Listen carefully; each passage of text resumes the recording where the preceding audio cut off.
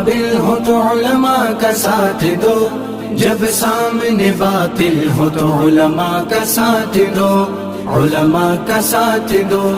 امیر مقابل ہو تو علماء کا ساتھ دو، جب سامنے باطل ہو تو علماء کا ساتھ دو، علماء کا ساتھ دو۔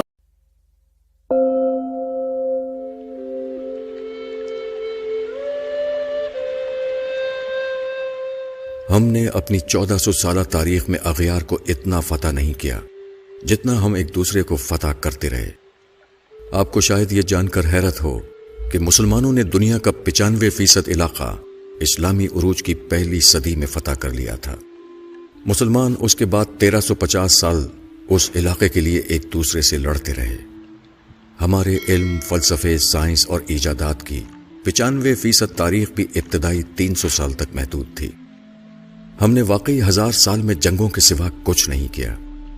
آپ آج 2018 سے 1000 سال پیچھے چلے جائیں، آپ کو محمود غزنوی ہندوستان پر حملہ کرتا ملے گا۔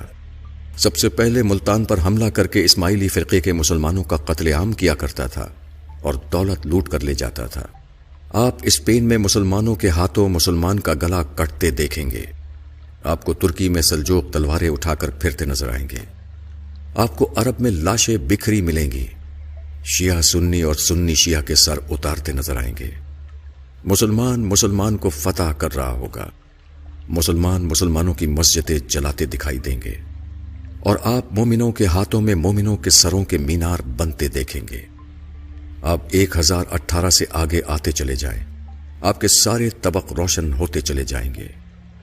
آپ کو مسلمان کو قتل کرتے اور قتال کے درمیان وقفے میں حرام خوری کرتے نظر آئیں گے۔ ہم نے اس کے بعد باقی 1000 سال تک حرام خوری کے سوا کچھ نہیں کیا۔ عالم اسلام 1000 سال سے کنگھی سے لے کر نیل کٹر تک ان لوگوں کا استعمال کر رہا ہے جنہیں ہم دن میں 5 بار بد دعائیں دیتے ہیں۔ آپ کمال دیکھیے، ہم مسجدوں میں یہودیوں کے پنکھے اور اے سی لگا کر، عیسائیوں کی ٹوٹیوں سے وضو کر کے، کافروں کے ساؤنڈ سسٹم پر اذان دے کر اور لا دینوں یعنی چائنا کی جائے نمازوں پر سجدے کر کے ساری دنیا کے لادینوں کی بربادی کے لیے بد دعائیں کرتے ہیں۔ ہم ادویات بھی یہودیوں کی کھاتے ہیں، بارود بھی کافروں کا استعمال کرتے ہیں، اور پوری دنیا میں اسلام کے غلبے کے خواب بھی دیکھتے ہیں۔ آپ کو شاید یہ جان کر حیرت ہوگی کہ ہم خود کو دنیا کی بہادر ترین قوم سمجھتے ہیں، لیکن ہم نے پچھلے 500 برسوں میں کافروں کے خلاف کوئی بڑی جنگ نہیں جیتی۔ ہم 5 صدیوں سے مار اور صرف مار کھا رہے ہیں۔ پہلی جنگ عظیم سے قبل پورا عرب ایک تھا، یہ خلافت عثمانیہ کا حصہ ہوتا تھا۔ یورپ نے 1918 میں عرب کو 12 ملکوں میں تقسیم کر دیا اور دنیا کی بہادر ترین قوم دیکھتی کی دیکھتی رہ گئی۔ ہم اگر جنگجو تھے، ہمارا اگر لڑنے کا 1400 سال کا تجربہ تھا، تو ہم کم از کم لڑائی ہی میں پرفیکٹ ہو جاتے، اور کم از کم دنیا کے ہر ہتھیار پر میڈ بائی مسلم کی مہر ہی لگ جاتی، اور ہم اگر دنیا کی بہادر ترین فوج ہی تیار کر لیتے تو ہم آج مار نہ کھا رہے ہوتے۔ آج کم از کم عراق، لیبیا، مصر، افغانستان اور شام انسانی المیہ نہ بن رہے ہوتے۔ آپ اسلامی دنیا کی بدقسمتی ملاحظہ کیجیے۔ ہم لوگ آج یورپی بندوقوں، ٹینکوں، توپوں، گولوں، گولیوں اور امریکی جنگی جہازوں کے بغیر، ان کی وار ٹیکنالوجیز کی مدد کے بغیر خانہ کعبہ کی حفاظت بھی نہیں کر سکتے۔ ہماری تعلیم کا حال یہ ہے کہ دنیا کی 100 بڑی یونیورسٹیوں کی فہرست میں اسلامی دنیا کی ایک بھی یونیورسٹی نہیں آتی۔ ساری اسلامی دنیا مل کر جتنی ریسرچ پیپر تیار کرتی ہے، وہ امریکہ کے ایک شہر بوسٹن میں ہونے والی ریسرچ کا نصف بنتا ہے۔ پوری اسلامی دنیا کے حکمران علاج کے لیے یورپ اور امریکہ جاتے ہیں۔ یہ اپنی زندگی کا آخری حصہ یورپ، امریکہ، کینیڈا اور نیوزی لینڈ میں گزارنا چاہتے ہیں۔ دنیا کی 90% تاریخ اسلامی ملکوں میں ہے، لیکن اسلامی دنیا کے 90% خوشحال لوگ سیاحت کے لیے مغربی ملکوں میں جاتے ہیں۔ ہم نے 500 سال سے دنیا کی کوئی دوا، کوئی ہتھیار، کوئی نیا فلسفہ، کوئی خوراک، کوئی اچھی کتاب، کوئی نیا کھیل اور کوئی اچھا قانون نہیں دیا۔ ہم نے اگر ان 500 برسوں میں کوئی اچھا جوتا ہی بنا لیا ہوتا تو ہمارا فرض کفایہ ادا ہو جاتا۔ ہم 1000 برسوں میں صاف ستھرا استنجا خانہ نہیں بنا سکے. ہم نے موزے اور سلیپر اور گرمیوں میں ٹھنڈا اور سردیوں میں گرم لباس تک نہیں بنایا.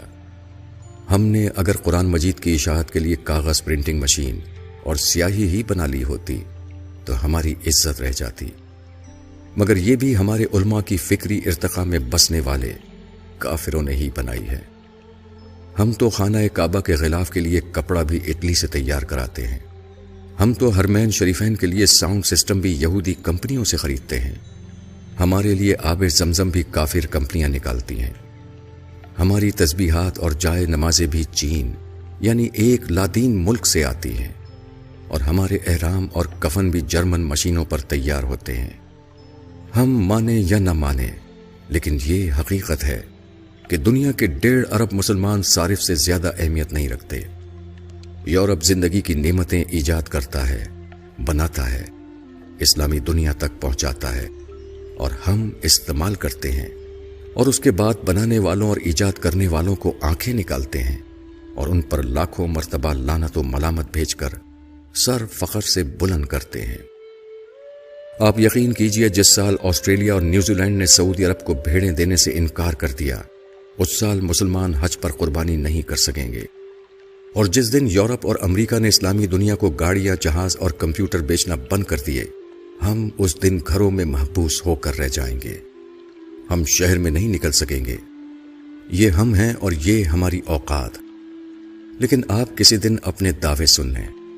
آپ ان نوجوانوں کے نعرے سن لیں جو میٹرک کا امتحان پاس نہیں کر سکے، جنہیں پیج تک لگانا نہیں آتا، مگر جس دن ان کے بوڑھے والد کی دہاڑی نہ لگے اس دن ان کے گھر چولہا نہیں جلتا. آپ ان کے نعرے، ان کے دعوے سن لیجئے. یہ لوگ پوری دنیا میں اسلام کا جھنڈا لہرانا چاہتے ہیں. یہ اغیار کو نیست و نابود کرنا چاہتے ہیں. آپ اپنے علماء کرام کی تقریریں بھی سن لیجئے. یہ اپنے مائک کی تار ٹھیک نہیں کر سکتے. یہ اللہ اور اللہ کے رسول صلی اللہ علیہ وسلم کا نام اپنے مریدوں تک مارک زکربرگ کی فیس بک کے ذریعے پہنچاتے ہیں. یہ لوگوں کو تھوکنے کی تمیز تک نہیں سکھا سکے. یہ آج تک ابن تیمیہ، ابن کثیر، امام غزالی اور مولانا روم سے آگے نہیں بڑھ سکے. پورے عالم اسلام میں ایک بھی ایسا شخص نہیں جو ابن عربی کو سمجھنے کا دعویٰ کر سکے. ابن حشام اور ابن اسحاق بھی ہم تک آکسفورڈ پرنٹنگ پریس کے ذریعے پہنچے تھے، اور ابن رشد بھی ہمیں یورپ کے اسکالرز نے سمجھایا تھا. لیکن آپ علماء کرام کی تقریریں سن لیں، آپ کو محسوس ہوگا نعوذ باللہ، نعوذ باللہ، پوری کائنات کا نظام مولانا اللہ دتہ چلا رہے ہیں. یہ جس دن حکم دیں گے اس دن سورج طلوع نہیں ہوگا، اور یہ جس دن فرما دیں گے اس دن زمین پر اناج نہیں اگے گا. ہم نے آخر آج تک کیا کیا ہے؟ ہم کس برتری پہ خود کو دنیا کی عظیم ترین قوم سمجھتے ہیں جو آج تک ہر جمعے کے خطبے میں گلا پھاڑ پھاڑ کر نظام مصطفیٰ صلی اللہ علیہ وسلم پر فخر کرنے کے باوجود اسے مسلمانوں کے کسی بھی ملک میں نافذ نہیں کر سکے؟ مجھے آج تک اس سوال کا جواب نہیں مل سکا. ہم اگر دل پر پتھر رکھ کر یہ حقیقت مان لیں تو پھر ہمیں پتہ چلے گا کہ ہماری حرام خوری ہماری جینس کا حصہ بن چکی ہے. کالم از جاوید چودھری.